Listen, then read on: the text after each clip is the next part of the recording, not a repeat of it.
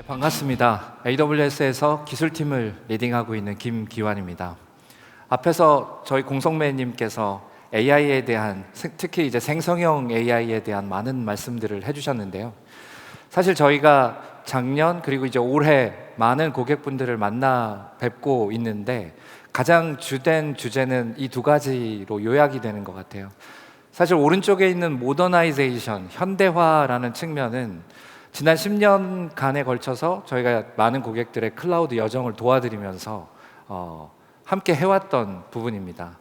모더나이제이션이라는 거는 우리가 현재 사용하실 수 있는 툴들을 사용해서 우리의 이제 IT를 좀 더 효율적으로 그리고 비즈니스에 좀 더 빠른 기여를 할 수 있는 환경으로 만들어 간다는 걸 의미를 합니다. 그리고 이제 왼쪽에 있는 제너레이티브 AI가 한 3년 전부터 정말 핫하게 새로운 토픽으로 나오고 있고 방금 전 공송매님 발표에서도 나왔듯이 AI가 이제는 굉장히 많은 비즈니스 문제들을 푸는데 실제로 사용될 수 있는 환경으로 가고 있습니다. 이 부분을 조금 자세히 좀 들여다볼게요. 저희가 아까 말씀드렸던 대로 2023년경부터 생성형 AI라는 게 굉장히 큰 IT 쪽에서의 주제가 되어 왔는데요. 사실은 그 움직임은 이것보다 좀 더 먼저 있었던 것 같아요. 저희가 예를 들어서 LG AI 리서치하고 같이 진행했던 엑사원에 대한 개발이라든지 이런 부분들은 사실 2021년 그 이전부터 이제 진행이 되어 왔는데 2023년쯤 되면서 모든 고객분들이 생성형 AI를 관심을 두기 시작하셨어요. 그리고 우리 회사에 있는 어떤 문제들을 풀 수 있을까? 이 생성형 AI를 가지고 우리는 어떤 사업적인 이득을 얻을 수 있을까에 대해서 집중을 해 오셨습니다. 근데 2023년에 저희가 고객분들을 만나 뵐 때는 고객분들의 느낌이 어떤 모델이 더 정확도가 높은가? 어떤 모델이 더 성능이 좋은가에 좀 더 초점이 맞춰져 있었고 그 부분에서 우리는 어떤 효과를 얻을 수 있을까에 대한 POC가 많이 진행이 되었던 것 같습니다. 그래서 2023년에는 생성형 AI라는 것을 우리 회사에 어떻게 적용할까라는 도입 원년이라고 저희가 좀 느낄 수 있었던 것 같고요. 작년은 조금 달랐던 것 같아요. 작년이 좀 달랐던 거는 많은 POC가 이미 2023년에 이루어졌기 때문에 물론 2024년에도 많은 POC들이 이루어졌지만 점차 프로덕션으로 가는 아이디어들이 늘어나기 시작을 했습니다. 예를 들어서 리테일이나 이커머스에서는 프로덕트에 대한 서머리를 만든다든지 아니면 사용자의 평들을 요약하는 부분들을 생성형 AI를 통해서 한다든지 그리고 아직 완전하진 않지만 쇼핑 어시스턴트라든지 이렇게 실제적으로 매출 증대에 도움이 될 수 있는 그런 영역의 생성형 AI를 활용하기 시작했습니다. 그리고 프로덕션 환경에 대한 고민이 시작이 됐어요. 고민이 시작이 됐다는 것은 생성형 AI를 우리가 가지고 있는 비즈니스 어플리케이션하고 묶어서 서비스를 할 때 어떤 거버넌스를 가져가야 되는지 보안에 대해서는 어떤 고민 혹은 이제 고려가 필요한지 혹은 법적인 부분에 대해서는 어떤 고민이나 고려가 필요한지 이런 부분들에 대한 실제적인 고민들이 많이 일어났고 그래서 많은 기업들이 생성형 AI에 대한 플랫폼을 개발하기 시작했습니다. 플랫폼이라는 것은 방금 전에 말씀드린 이런 거버넌스를 포함하는 부분이죠. 그리고 또 하나의 중요한 흐름은 아까 앞에서도 언급되었지만 데이터에 대한 파운데이션을 만드는 고민이 또 시작이 됐습니다. 생성형 AI의 유즈 케이스가 나오면 우리가 가지고 있는 데이터를 굉장히 애자일한 방법으로 파이프라인을 만들어서 그 생성형 AI 어플리케이션에 연결을 해야 됩니다. 그 과정에서 많은 고민들, 아키텍처적인 관점에서도 헤드리스 아키텍처처럼 우리가 데이터베이스의 프론트엔드, 사실은 이제 백엔드죠. 백엔드를 생략하고 데이터베이스를 효율적으로 활용할 수 있을까? 이런 고민들도 시작이 됐습니다. 그래서 생성형 AI가 아까 잠깐 말씀드렸던 모더나이제이션 영역에서도 역시 영향을 미치는 모습들을 작년에 보여줬던 것 같아요. 그럼 2025년 올해는 이제 어떤 트렌드들이 생성형 AI에 있을 것인가에 대한 그 말씀을 좀 드리려고 하는데요. 아까 에이전트에 대한 설명을 굉장히 많이 해주셨는데 에이전틱 AI는 2025년에 굉장히 중요한 트렌드가 될 것이라고 저희도 생각을 하고 있습니다. 그리고 각 에이전트들을 실제로 효과적으로 구성하기 위해서 모델들을 작게 만들고 도메인 스페시픽하게 그 도메인 스페시픽하다는 거는 인더스트리에 특화된 모델일 수도 있고 아니면 어떤 특정한 기술 영역일 수도 있을 거예요. 그래서 그런 도메인 스페시픽한 모델들을 개발하고 때로는 뭐 모델 디스틸레이션이라든지 파인 튜닝이라든지 이런 좋은 기술들이 나와 있기 때문에 우리 회사에 맞는 모델들을 우리 데이터를 가지고 어떻게 에이전트로 만들 수 있을까라는 건 큰 트렌드가 될 거라고 생각을 하고 있고요. 비즈니스적인 관점에서는 개인화라는 부분이 과거에도 저희가 머신러닝을 사용해서 대개는 이제 분류나 이런 과정들을 통해서 개인화라는 그 머신러닝 알고리즘들을 개발해 왔는데요. 특히 이 개인화가 생성형 AI를 거치면서 좀 더 비즈니스에 실제적인 영향을 미칠 수 있는 그 어플리케이션으로 개발이 될 거라고 생각을 하고 있습니다. 아까도 잠깐 말씀드렸던 것처럼 리테일이나 이커머스에서는 사용자의 초점을 맞춰서 쇼핑 어시스턴트를 개발을 한다든지 금융 같은 경우에는 파이낸스 어드바이저를 생성형 AI를 통해서 만들어낸다든지 그리고 내부 제조 같은 고객들도 내부에 있는 서플라이 체인에 대한 그 방대한 데이터들을 활용해서 새로운 그 젠 AI 혹은 이제 생성형 AI 어플리케이션들을 개발한다든지 이런 퍼스널라이제이션에 대한 트렌드가 있을 거라고 생각을 하고 있습니다. 그리고 2025년은 사실 생각해 보면 2023년부터 기업들이 생성형 AI에 많은 투자도 하고 POC도 하고 검증도 하고 이런 과정들을 거쳤잖아요. 이미 많은 투자들이 일어났습니다. 그러면 CEO들의 관심사는 2025년 적어도 올해부터는 어떻게 우리가 지금까지 투자한 생성형 AI로부터 ROI를 얻어낼 수 있을까? 비즈니스 효과가 이제 필요해지고 비즈니스 효과가 굉장히 중요해지는 한 해가 될 거라고 생각하고 있습니다. 굉장히 많은 실험들을 지난 2년 동안 많은 기업들이 해왔고 그 실험들의 과정 속에서 우리가 이제 앞으로 어떻게 생성형 AI에 대한 전략을 가져가야 될지가 많은 기업들에서 이제 좀 방향성이 설정되는 한 해가 되지 않을까라고 생각을 하고 있습니다. AWS의 젠AI 스택은 보통 제가 말씀드릴 때 저렇게 세 가지 레이어로 말씀을 드려요.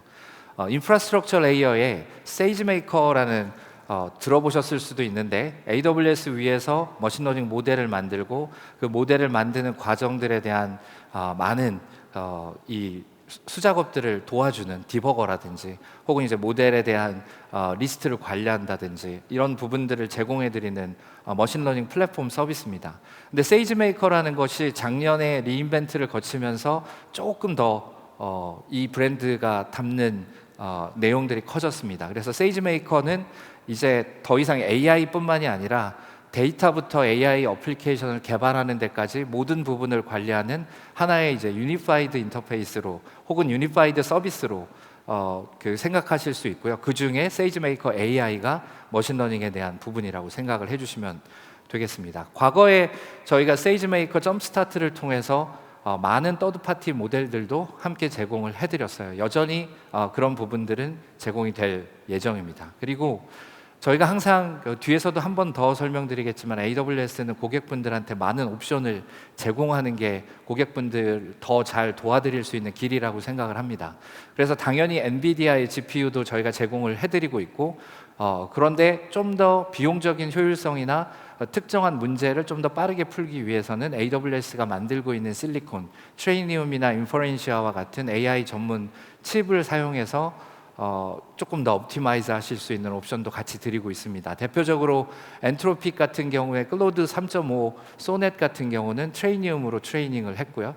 그 과정에서 60% 정도 속도가 더 빨라지는 그 상황이 되었고 풀사이드와 같은 개발자 도구를 만드는 AI 기업이 또 있죠. 풀사이드 같은 경우도 트레이니움을 활용해서 그분들의 파운데이션 모델들을 튜닝함으로써 30% 정도의 비용 절감을 가져오기도 했습니다.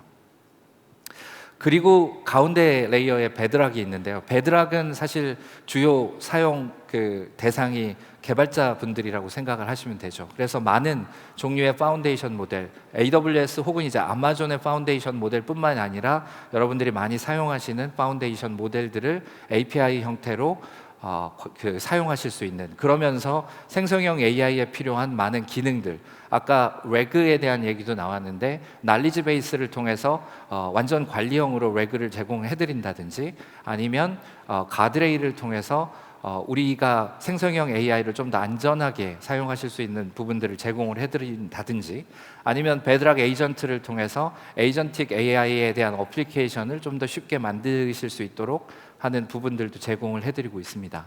그리고 가장 위에 이제 Q라는 브랜드가 있는데요. 아마존 Q라는 브랜드는 그 자체로 사용하실 수 있는 생성형 AI 어플리케이션이라고 생각하시면 됩니다. 특히 이 자리에 그 많은 파트너분들도 같이 계시다고 알고 있는데요. Q 비즈니스 같은 경우는 사실 그 고객분들이 많은 ISV 솔루션을 쓰시잖아요. 슬랙도 쓰시고 젠데스크도 쓰시고 세일즈포스도 쓰시는데, 그런 그 ISV 솔루션들을 연결하고 고객분들이 쉽게 그 ISV 솔루션에 있는 데이터들을 생성형 AI를 통해서 액세스하실 수 있도록 도와드리는 서비스고요.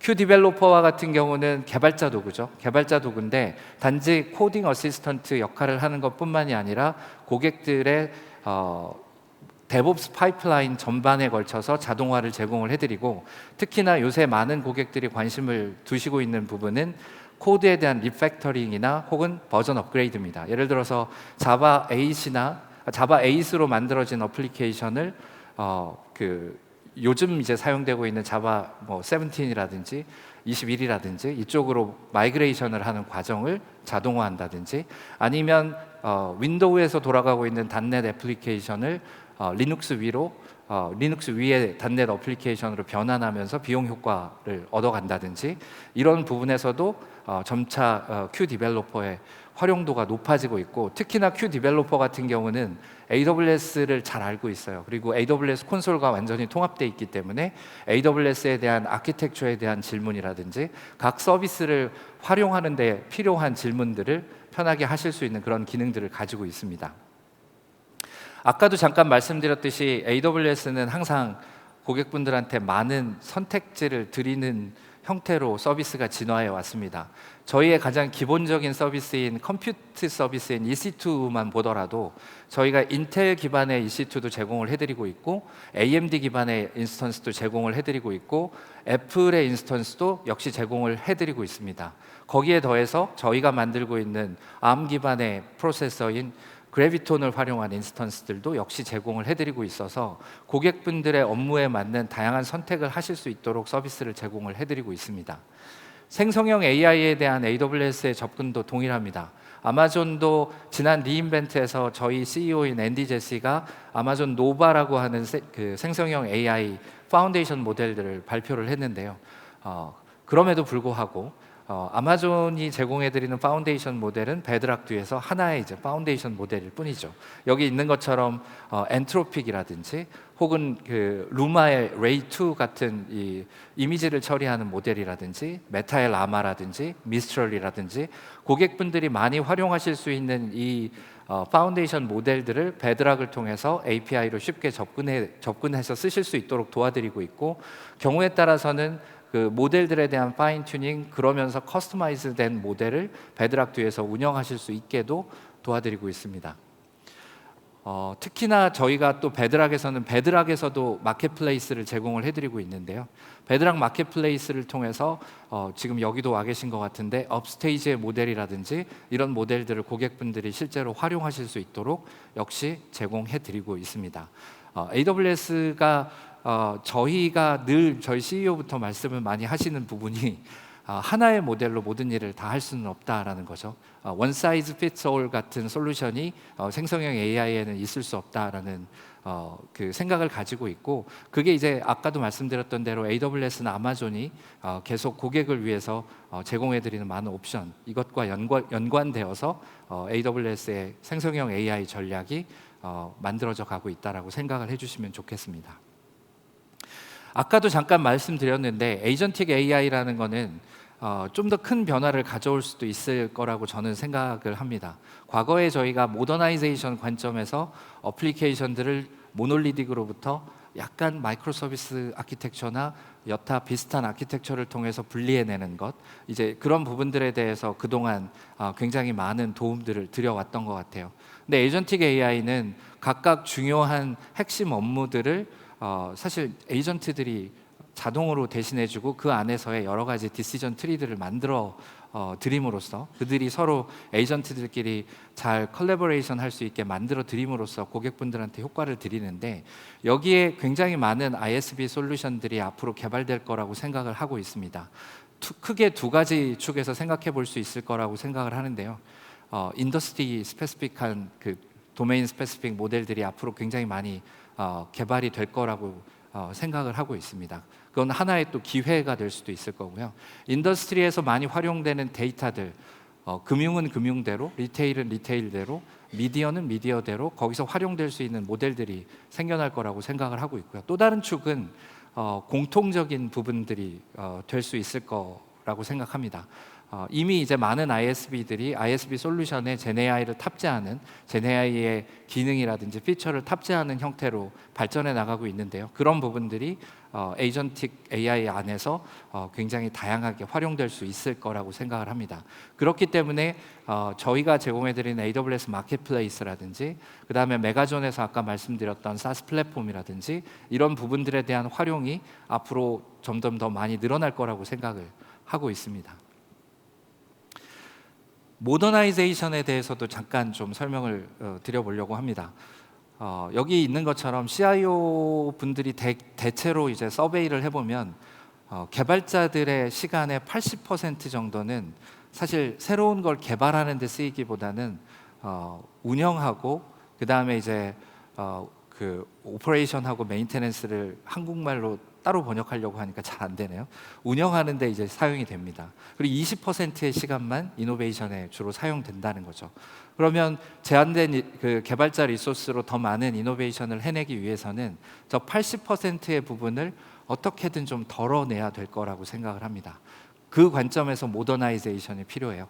과거에 우리가 온프렘이나 레거시 환경에서 많은 운영자들이 붙어 있었던 데이터베이스라든지, 그 다음에 데이터 분석 환경이라든지, 그리고 보안에 대한 환경이라든지, 이런 부분들을 매니지드 서비스라든지, 아니면 사스 솔루션이라든지, 아니면 ISV 솔루션을 활용해서 좀 더 심플리파이 한다면 저 80%의 시간들을 좀 더 줄여갈 수 있을 거라고 생각을 합니다. 결국 그런 부분들이 비즈니스에도 임팩을 주게 되고요. 가장 왼쪽에 있는 것처럼 우리가 뭔가 하나의 프로젝트를 수행할 때 더 많은 시간이 걸리는 것보다는 당연히 더 적은 시간이 걸리는 게 비즈니스 입장에서는 굉장히 도움이 됩니다. 단지 비용이 중요한 게 아니라 타임 투 마켓, 즉 시간이라는 부분에서 이점을 가져가실 수 있기 때문인 거죠. 그리고 우리가 모든 회사들의 이제 목표가 있고 속해 있는 인더스트리를 혁신하기 위해서 다양한 실험들을 해 가시지만, 우리의 핵심 기술이 아닌 부분에 너무나 많은 투자를 하게 되는 부분들을 그동안 AWS가 줄여드리기 위한 노력들을 많이 해왔습니다.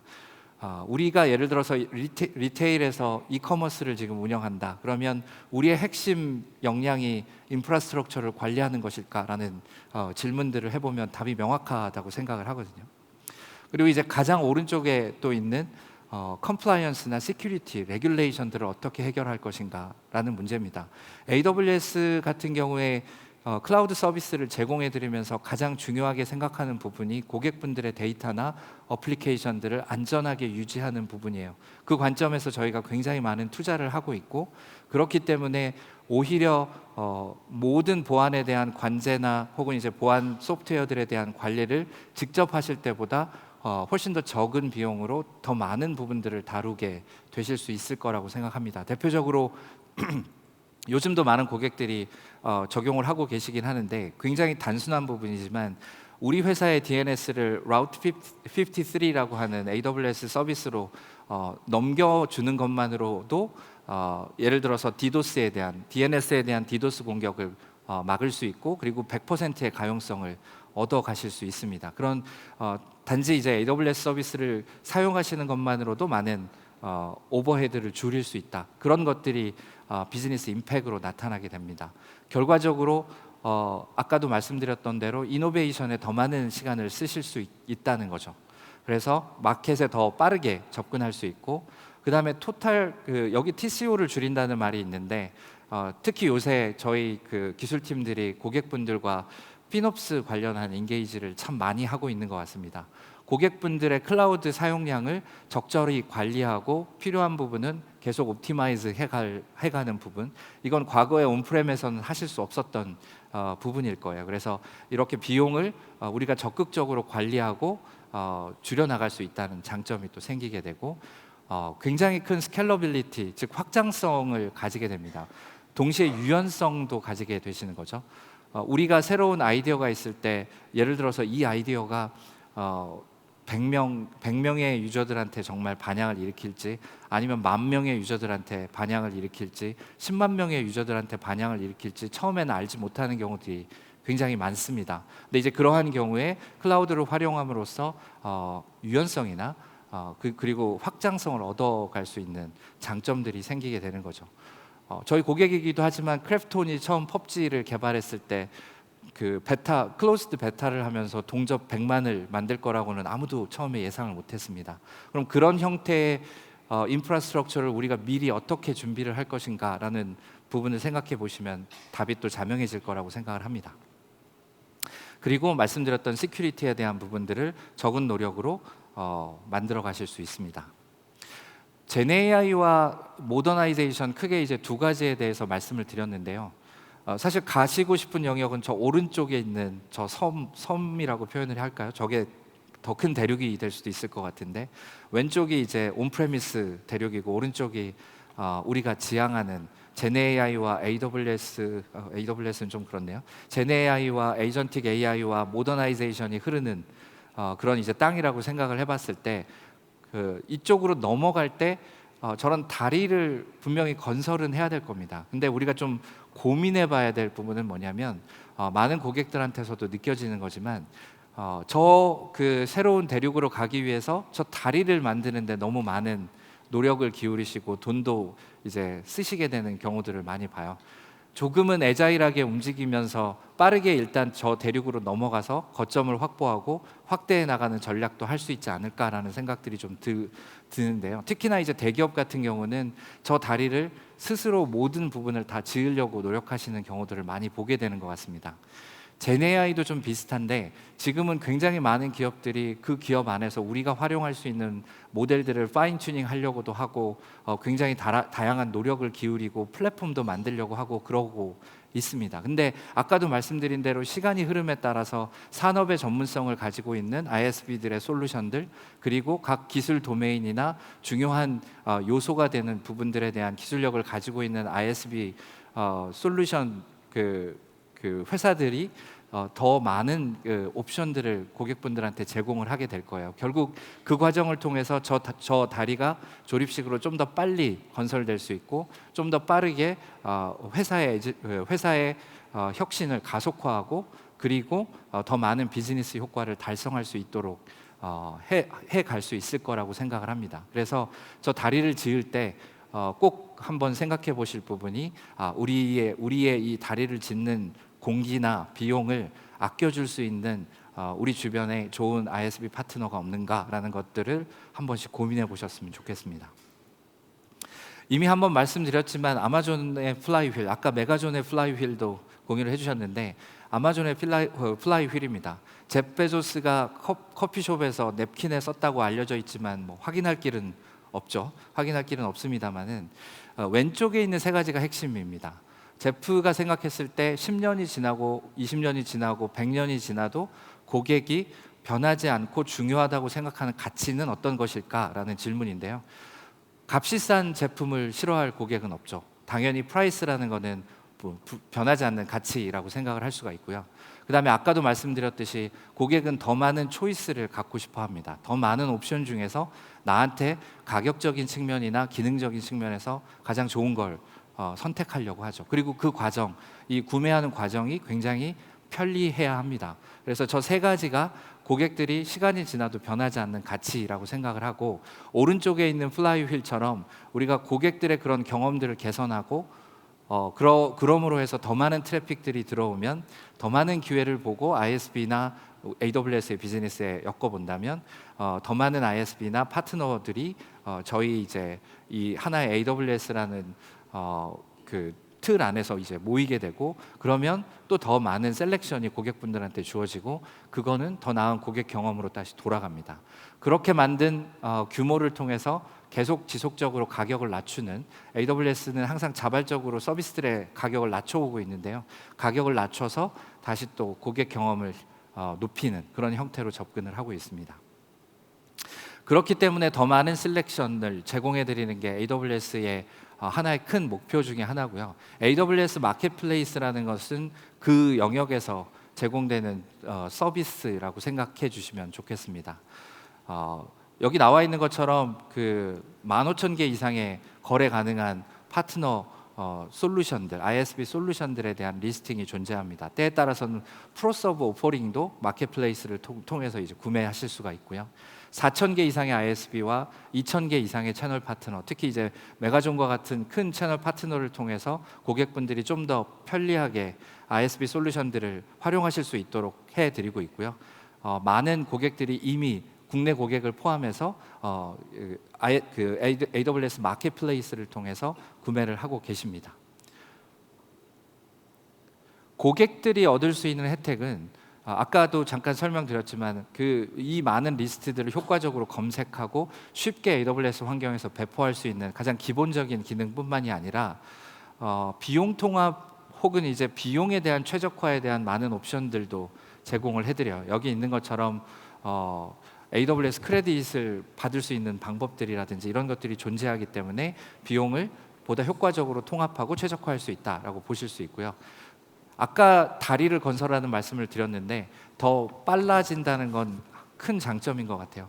훨씬 더 빠르게 우리가 원하는 어플리케이션들이나 시스템 서비스들을 만들 수 있다는 거, 이게 또 하나의 가장 큰 강점이고요. 그리고 AWS의 파트너 팀들이 있습니다. 그 파트너 팀 안에도 솔루션스 아키텍트 분들이 있고, 그 솔루션스 아키텍트 분들이 이 ISV 솔루션들이 보안이라든지 가용성이라든지 거버넌스라든지 이런 부분들을 이 중요한 부분들에 맞춰서 잘 디자인되어 있고 아키텍처 되어 있는지를 계속 주기적으로 점검하게 돼 있어요. 그렇기 때문에 ISV 솔루션을 쓰시면서 오히려 보안이나 거버넌스 부분을 더 확장해 나갈 수 있는 이런 옵션들도 제공을 해드리고 있습니다. 저희 밖에 AWS 마켓플레이스 부스도 있으니까요. 혹시 마켓플레이스에 대해서 더 궁금한 부분이 있다면 부스에서 또 찾아뵐 수도 있을 것 같습니다.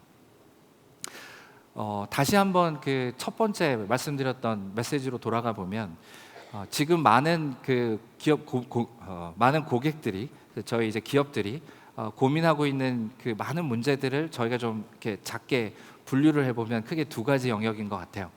젠 AI 혹은 이제 생성형 AI를 어떻게 활용할 것인가, 그리고 우리가 가지고 있는 IT 환경을 어떻게 현대화할 것인가라는 크게 보면 두 가지 축으로 많은 IT 관련된 프로젝트들이 진행이 되고 있는데요. 그 관점에서 오늘은 특히나 우리가 활용할 수 있는 많은 산업별 혹은 주제별 ISV 솔루션들을 고민함으로써 클라우드에 대한 전이 혹은 모더나이제이션이나 젠 AI를 도입하는데 좀 더 속도를 얻으실 수 있는 그런 인사이트를 얻어가실 수 있는 하루가 되셨으면 좋겠습니다. 제가 준비한 내용은 여기까지고요. 경청해 주셔서 감사드리고 오늘 오후에 세션들도 즐겨주시면 감사하겠습니다. 감사합니다.